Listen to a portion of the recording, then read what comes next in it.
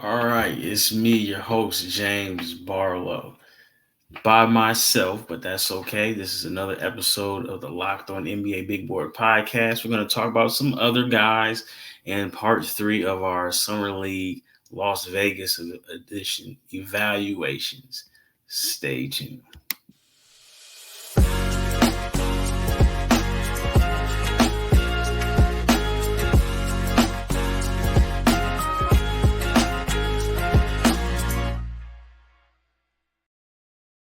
Again, for making Locked On NBA Big Board your first listen every day. We are free and available wherever you get your podcasts and on YouTube, part of the Locked On Podcast Network, your team every day. Today's episode is brought to you by Gametime. Download the Gametime app, create an account, and use code Locked On NBA for $20 off your first purchase. Terms apply.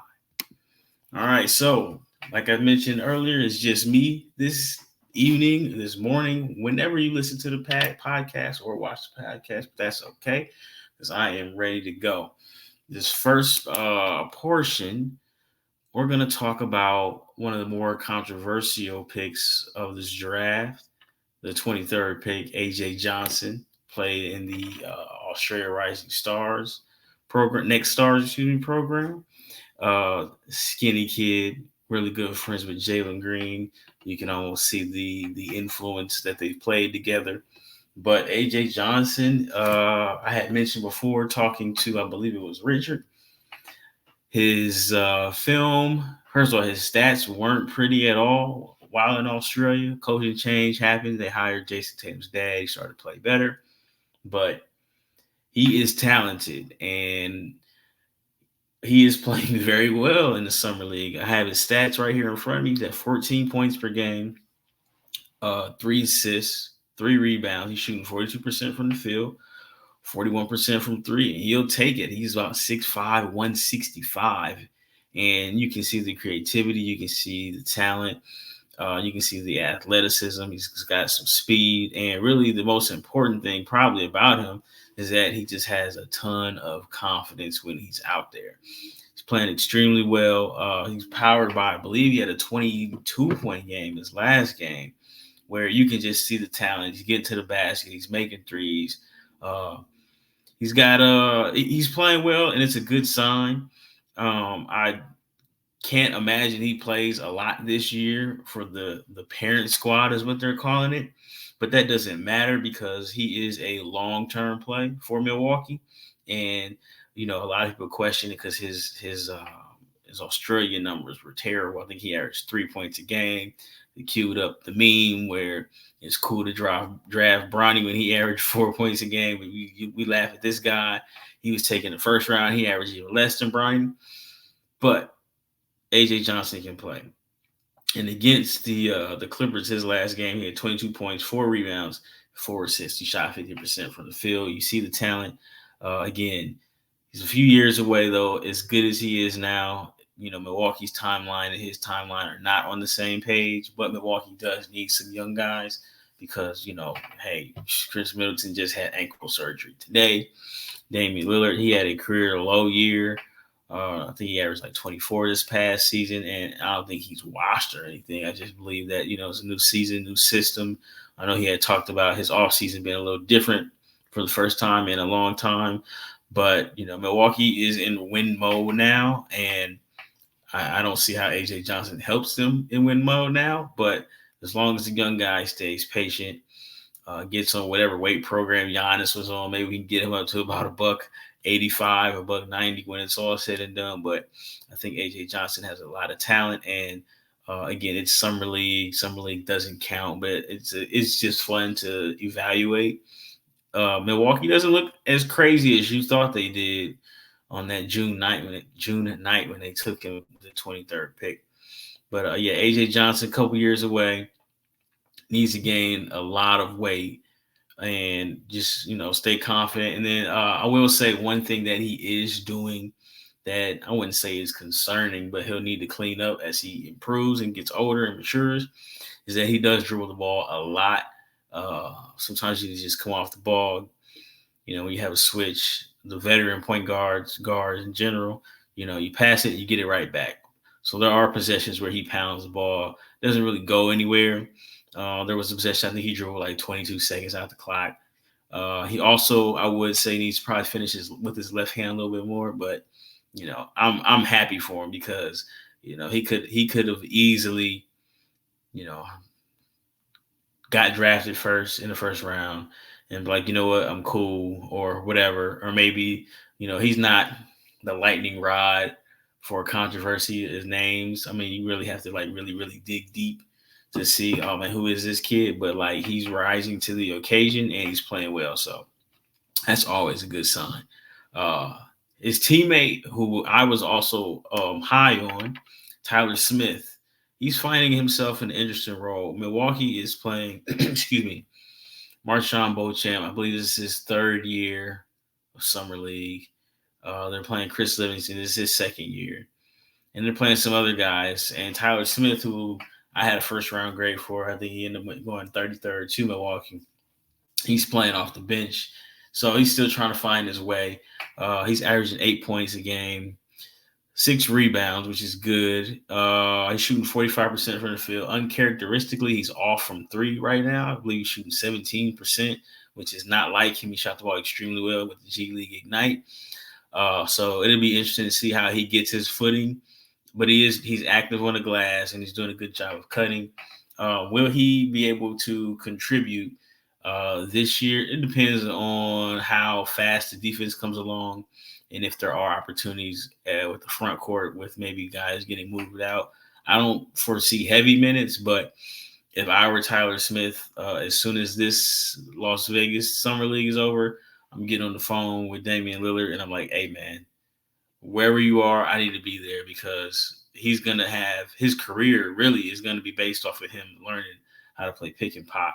And what you couldn't ask for a better opportunity to play with Damian Lillard, who's known to draw 2 in high pick and roll situations. So that's what I would do if I was Tyler Smith. Again, he's not playing like the heavy minutes that a lot of other rookies are, but you can see the talent. Again, the jump shot looks good. It's not going in right now. I'm not concerned. I'm buying him as a shooter long term. But again, 8 points, the 6 rebounds, that's good in limited minutes. It'll be interesting to see if Milwaukee decides to shut down Beauchamp here, since I guess he should be in the rotation. See what his minutes, Tyler Smith's minutes look like going forward. But he still has a lot of talent and interesting to see how he can turn it around in this G League. In this summer league. So we're gonna take a quick break. We talked about the Milwaukee Bucks guys. I believe we're going to talk about maybe I'll skip to the Utah guys here in this next segment. But before we get to that next segment, let me tell you that this episode is brought to you by Gametime. So the Gametime app, Gametime, they offer some of the best stuff. Like it's really just an authorized ticket marketplace of Major League Baseball, which makes getting tickets faster and easier. Prices on the Gametime app actually go down the closer it gets to the first pitch. With killer last-minute deals, all-in prices, views from your seat, and the lowest price guarantee, Gametime takes the guesswork out of buying Major League Baseball tickets. The cool thing about the Gametime app is, again, the last-minute deals. So you can save up to 60% off buying last minute for sports, concerts, comedy, theater, etc. They have flash deals where you can save even more with exclusive in-app deals on select seats ahead of the game or event. And then lastly, they have what we call zone deals, where you can save even more when you choose a section and let Gametime choose the seats. So take the guesswork out of buying Major League Baseball tickets with Gametime. Download the Gametime app, create an account, and use Locked On NBA for $20 off your first purchase. Terms apply. Again, create an account and redeem code LOCKEDON NBA for $20 off. Download Gametime today. Last minute tickets, lowest price guaranteed.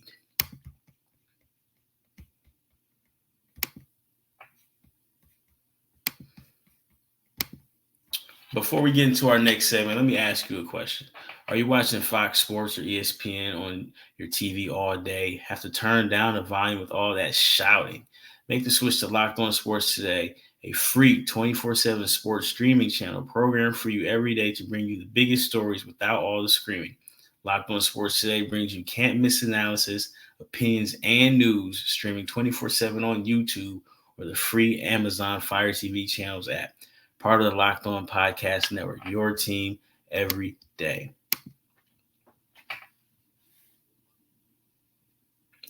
So before we took that break here, I mentioned that we're going to talk about some of the Utah guys.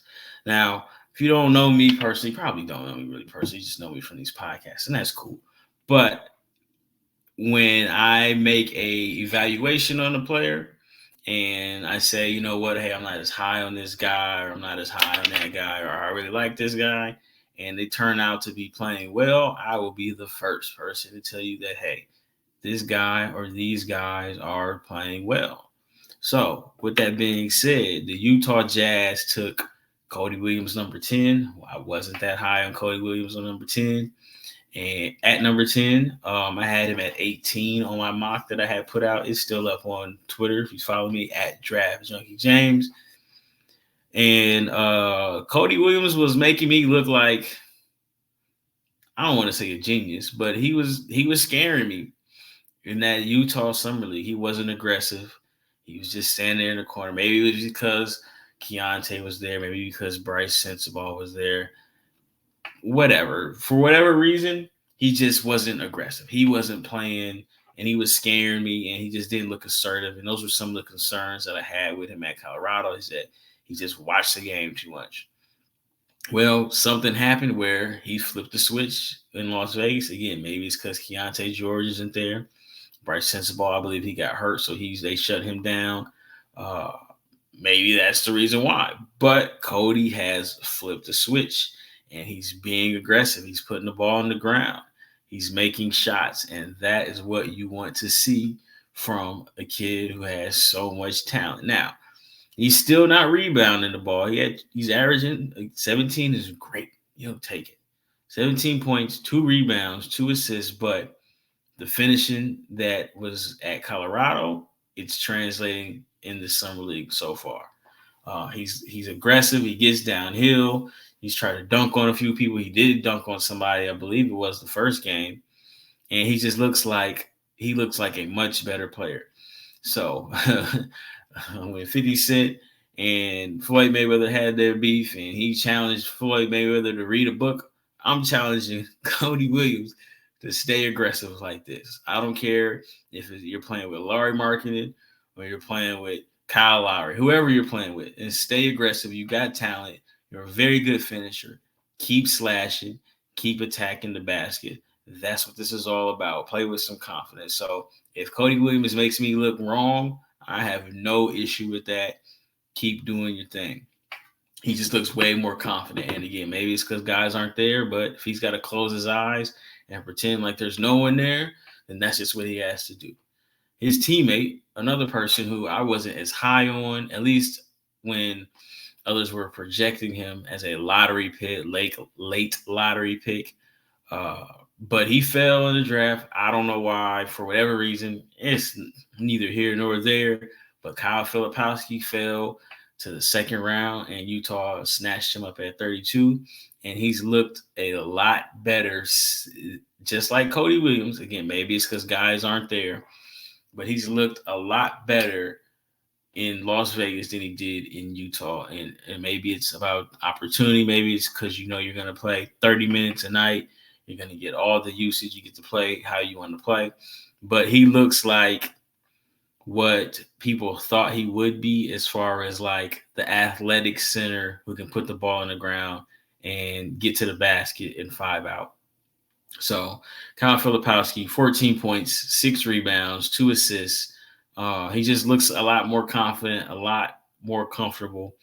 It is the Summer League, again, for Cody, just for everybody else. So take what you want from these games, but it is a good sign to see him show flashes of his ability to like handle the ball, put the ball on the ground. Is he playing against NBA talent? Are any of these guys playing against NBA talent? No, not consistently. But it looks like some of the things that you do like about their games are translating. And it's good to see Kyle Filipowski grab rebounds, go. He's handling the ball. He threw a mean behind the back pass. I forget what game it was. I don't think the guy scored. Maybe that was in Utah Summer League. He shows flashes. He tried to back somebody down, I believe, in a game, the last game against Toronto. Didn't really move him, but he did hit Cody Williams on a cut. He should be good in dribble handoff. The three ball still hasn't really, materialized like you would want it to, but he's going to have his opportunities when he does play to shoot those because teams are going to allow him to shoot. And if he's making shots, then he's going to be able to put the ball on the ground. But he has a lot of talent. Again, if you like complexion comparisons, you'll say, he's like Kel'el. If you don't want to do complexion comparison, maybe he ends up like Naz Reid, not dunking on you like Naz Reid, but, a whatever position Naz Reid plays, a ball handling big that can shoot. That's probably your best case scenario for Kyle Filipowski. So as the person who was down on Cody Williams and, lower on Filipowski than the others, it's good to see them playing basketball at a high level right now in the Summer League. So shout out to those guys. Shout out to my man Leaf. He's a big Cody Williams fan, and I'm sure he's happy right now. Fanning himself in his Utah Jazz fitted hat, whatever. But good for them. Isaiah Kyer is another guy. He's been kind of up and down. He had 7 turnovers in that second game, like in the first half. But again, his speed, his ability to just put pressure on the rim, get downhill, make passes, make plays. I believe he's shooting the ball okay. I got to dig up on the stats. But he looks solid too. And again, when you get an Isaiah Kyer type player at 29, I mean, you got to take him and you're happy. So I think Utah overall should be happy with their freshmen, rookies, whatever you want to call them. And then, do the right thing, trade Lowry, so you can put yourself in a really good position to draft well and draft high in 2025. So with that said, we're going to take another break and I'm going to close talking about a couple other guys who are drafted around the same range: Kyshawn George, the Washington Wizards, and Jacoby Walter, who is playing for the Toronto Raptors. Stay tuned.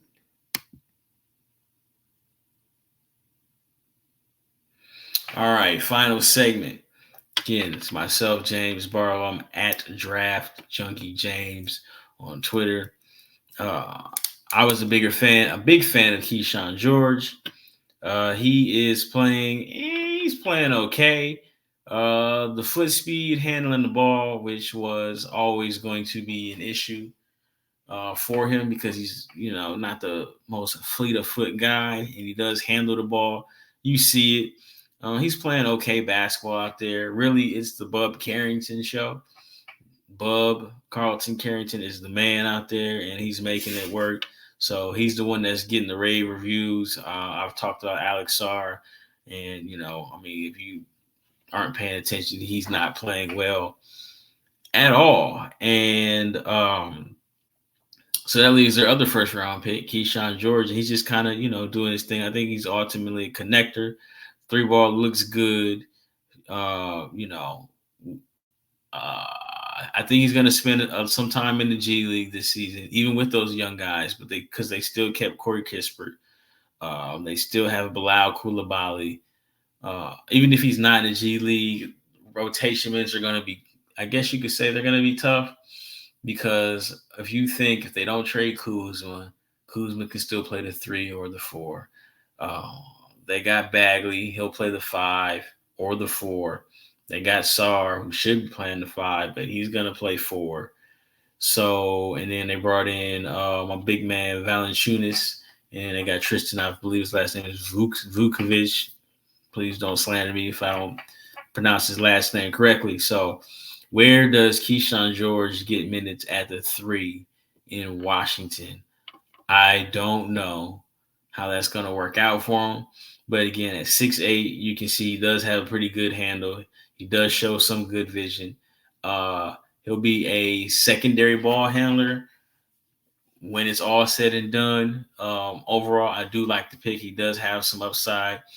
He just has had, I guess you could say, he's just been all right in Washington. And, luckily for him, he's got a guy playing terrible basketball next to him, and he's got a guy playing really great basketball. So you're just kind of like, he's kind of forgotten about. So, but I'm still a big fan of Kyshawn George. I like what he brings to the table. I like the upside and the intriguing ability. I think he'll be able to shoot at a high level. Defensively, again, foot speed, athleticism are kind of like hindering him, but he's big, and he's just going to have to be a smart, heady defender for this to work out for him. The last guy I am going to discuss today is Jacoby Walter. He is struggling, and I want to say of all of the first round picks, not all of them because they all aren't playing well, but he's how about this? He has yet to have his breakout game, right? So we've seen it from the majority of the guys. Real quick off the top of my head, Reese Shea I guess he was good the first game. He had 18. Sarr really hadn't had a breakout game, but he had a good game. He just didn't shoot the ball well his first game. We've seen Madas get loose. We've seen Reed Shepard get loose. We've seen Ron have a decent game as far as on the stat sheet. Klingon guy, basically 1 through who have played, I think 1 through 18, 19 have played well. And for whatever reason, just Jacoby Walter he's just getting off to a slow start. I have him right now through, I believe, 3 games. He's shooting 26%. And the same like issues that he had late in the year, towards the year at Baylor, it looks like he's having them now. Like the jump shot's just not going in. And really the main takeaway from just the games that I've seen him have so far is that he just looks like the game is just too fast for him right now. He's moving too fast. He doesn't have good pace, even as a off the ball. Well, I wouldn't even call him an off the ball shooting guard because he is playing. He's not a pick and roll shooting guard right now, but he just looks like the game. It looks like the game is moving way too fast for him. He's getting sped up. He's shooting some tough shots. He does still get fouled. He's going to kick his leg out and draw fouls on these jump shots, but he's really one of the few guys that has struggled, that has played. And again, if I run off these names like Stephon Castle, we've seen him, big fan of him. He's had a good game. T. John's had his moments, double his last game. Devin Carter's been hurt. Kel'el Ware, I think he's going to get shut down pretty soon. He's been just too good for Summer League. Jeremy McCain's had his moments. He's been tick-tocking. Connect finally figured it out. Da Silva, again, he's 23. I expect him. Jalen Tyson's been solid. Misi, I guess you could say. And then, but really, Jacoby Walter is like one of the last guys in the first round who just hasn't had an opportunity to like really, really make his mark on Summer League. I believe Grady Dick has been shut down, so maybe that give him an opportunity to find some more shots for himself. But yeah, we're just waiting for that breakout game. And really, like, as I go through these names and like, for the first round and even the second round, there's been guys and even undrafted, like Kyshawn Johnson is hooping, right? How does he get undrafted? But, this draft, it's super early. It's the Summer League. But the way that the draft was being described by a lot of people, you would think that guys wouldn't be having the success that they're having in the Summer League. Again, does Summer League translate 100% to the NBA? No. I've seen Trae Young struggle in Summer League. They said LaMarcus Aldridge was terrible in Summer League. It happens. It's not the real thing. It's a game. You go out there and you hoop with some guys you just met a week ago. It's not training camp. It's your first action that you've had since your college season or whatever. Now these days your professional season has ended. So, take from it what you want. But like guys are having really good games. And some of the things that, I thought guys would struggle with, they're showing improvements or they're showing what they potentially could have. So did this 2024 NBA draft have a Victor Wembanyama? Obviously not. Does it have a Brandon Miller? I don't think so. But picks 3 through whatever, it's summer league. It's an overreaction, whatever. But the talent after Brandon Miller from last year's draft, it seems like it's comparable to this year's draft, and you'll take that. So I'm all for it. It's been fun covering the 2024 draft. I'm hoping these guys here find their way who still are going to play. I mean, Rob Dillingham, he hasn't had his breakout game, but he's had some moments, at least as a playmaker. So we'll see. We'll hope that Jacoby Walker figures it out. Well, hey, that concludes today's episode. But before I let you go, let me remind you that Locked On has launched the first ever national sports 24/7 streaming channel on YouTube. And now it's also available on Amazon Fire TV and the free Fire TV channels app. Locked On Sports Today is here for you 24/7, covering the top sports stories of the day with local experts of Locked On, plus our national shows covering every league. Find Locked On Sports Today now available on the free Fire TV channels app. So again, that concludes today's episode. I am James Barlow. We will see you tomorrow. I am out.